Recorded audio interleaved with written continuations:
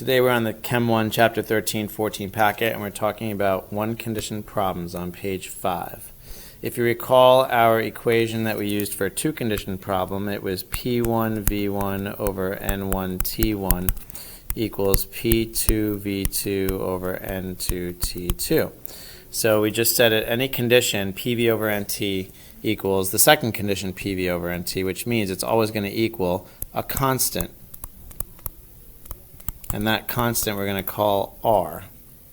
So what that means is that PV over NT equals R, a constant. And if you rearrange this, you would see PV equals nRT if you put the R in the middle, and this is what we call the ideal gas equation, or PIVNERT, PV equals nRT. The difference in solving these between the two condition versus the one condition, in a two condition you could use any units you want as long as you match, but Kelvin no matter what. Whereas in a one condition you have to use ATMs, liters, moles, and Kelvin no matter what. R is a constant. It's this number 0.0821, which we'll discover in a lab. So let's do the first example, and let's understand conceptually what we're saying. Here we have a container of gas. It's just a single container. We're not changing anything. It has a bunch of gas molecules in it moving around and colliding with each other and the walls of the container. Okay, we have four variables. The variables are pressure, volume, moles, and temperature. I'll give you three of them, and you have to find the missing one using the right units.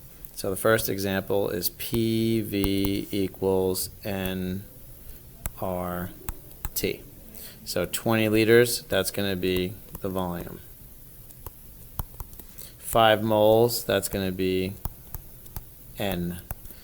R is 0.0821 liter atmosphere per mole Kelvin.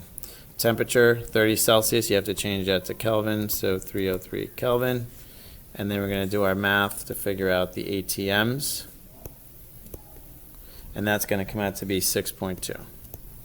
So what this tells us is in this container we have 20 liters of volume, we have 5 moles of gas floating around, the temperature is 303 Kelvin, and the pressure must be 6.2 ATMs.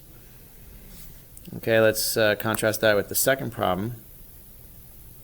Again, it's a one condition, so you could just take the same visual here. Here's a container, and let's figure out everything in it. So we'll look at PV equals nRT again for a one condition problem. We're not changing anything, it's just here's the container. So we found out that we're looking for the volume, so that's what we don't know. So I'll put that right here. We have 16 grams of oxygen, which is not the right unit.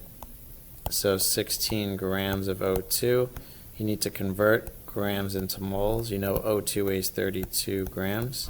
So now we have 0.500 moles of O2.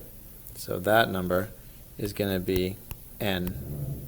0.500 moles of O2. R is 0.0821. I'm not going to write all the units because I can't fit them. And then the temperature, you have to change that into Kelvin. So it's going to be 313 Kelvin. Change that into just do that in red here, 313 Kelvin. And the pressure is 54 kPas, which is not the right unit as well. So 54 kPas, they're 101.3 kPas in 1 ATM. So when you do that math, you're going to get 0.533 ATMs. That's your unit of pressure. So this goes here, 0.533 ATMs.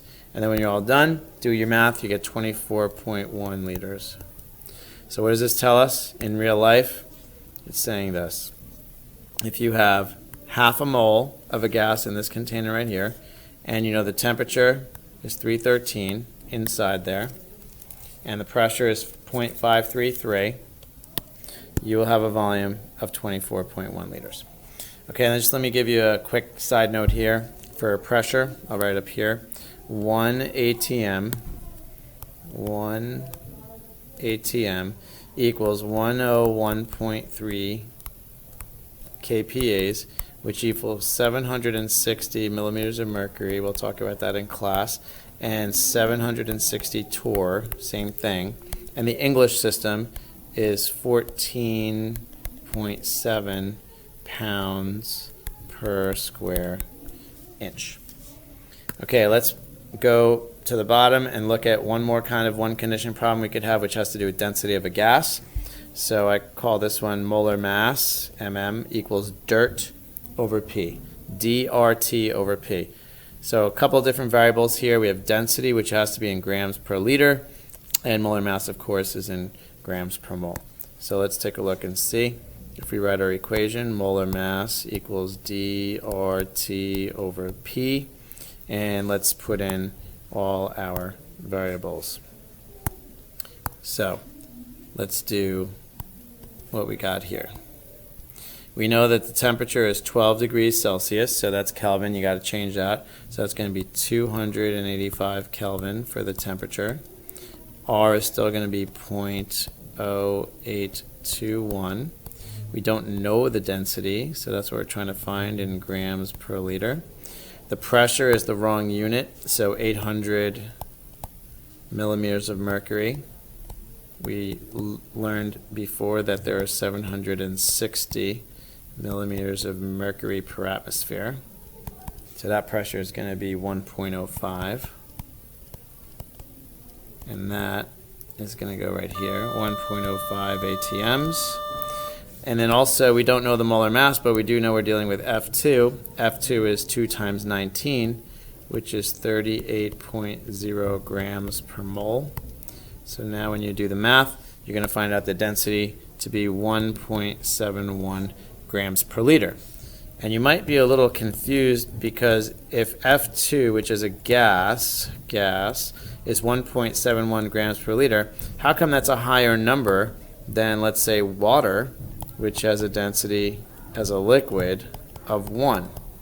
Because water is grams per milliliter, whereas the gas is grams per liter. So it makes sense that the water is way more dense because 1 gram is for a milliliter, whereas a liter is 1,000 times bigger, and this gas is only 1.71 grams per liter, which is 1,000 times more. So that should be very careful. Gases densities are in grams per liter, and liquids and solids are usually in grams per milliliter.